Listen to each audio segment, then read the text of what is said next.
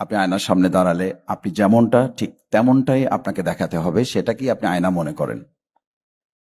সেটা যেমন নিরপেক্ষভাবে আপনাকে তুলে ধরে, আমরা আমাদের দর্পণ এই সংবাদ মাধ্যম তাদের কাছেও আমাদের আমিরে জামাত ডাক্তার শফিকুর রহমান বারবার, বিশেষ করে 2024 সালের 5ই আগস্টের পর বলে আসছি, আপনারা বিগত 15 বছরের মতো আর কাউকে বিদেশে চলে যেতে হয়, পালাতে হয়, এরকম করে আমাদের তুলে ধরবেন না, আমাদেরকে তৈরি করবেন না।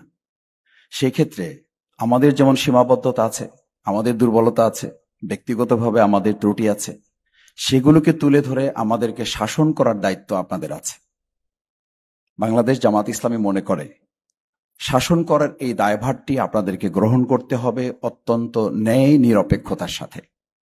একটু আগে আমাদের সামনে যে কথা শুনেছি যে আপনারা আমাদের কেউ হবেন না, কিন্তু আমি আপনাদের কাছে একটা আহ্বান রাখতে চাই, আপনারা অবশ্যই বাংলাদেশের হবেন, অবশ্যই আপনারা বাংলাদেশের হবেন। আমি অনেক সময় কাউকে বলতে শুনি, উপর হেডলাইন লেখা থাকে, আমাদের স্থানীয় পত্রিকাগুলো লেখা থাকে, আমরা নিরপেক্ষ নই, বাংলাদেশের পক্ষে। এই যে কথাটি লেখা থাকে, এই কথাটার তো একটা মানে আছে, খুব সহজ কথা। আমরা নিরপেক্ষ নই, আমরা বাংলাদেশের পক্ষে। আমিও আপনাকে বলি, আপনারা যারা আছেন আপনারা নিরপেক্ষ নন, কেউ নিরপেক্ষ নয় বাংলাদেশে। সাধারণ একজন মানুষ, একজন সম্মানিত রিকশাওয়ালা, তারও একটা পক্ষ আছে, সেই পক্ষটা হচ্ছে আমরা বাংলাদেশের পক্ষ। আমরা বাংলাদেশের পক্ষ হয়ে যদি কাজ করি, আমি খুব দৃঢ়ভাবে বিশ্বাস করি আমরা এই কাজটি এগিয়ে নিতে পারবো।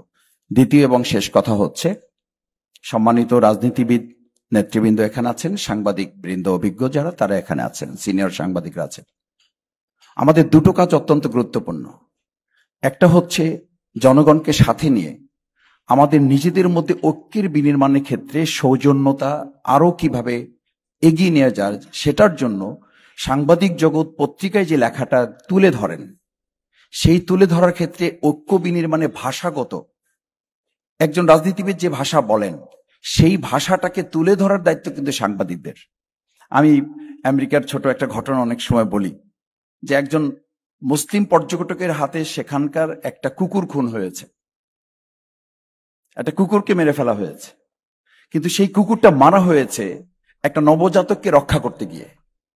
তিনি কুকুরটা মেরেছিলেন এই আশায়, এই শঙ্কা থেকে মেরেছেন যে নবজাতকটাকে রক্ষা করতে হবে। কিন্তু আমেরিকার পত্রিকায় কিন্তু প্রকাশিত হয়েছিল, ইন্টেনশনটা হচ্ছে এই যে সে খুব সাহস করে তার কাছে সাক্ষাৎকার দিয়েছিল যে হ্যাঁ, আমি এই নবজাতককে কুকুর থেকে রক্ষা করেছি এবং সেটা করতে গিয়ে কুকুরটাকে আমাকে মারতে হয়েছে।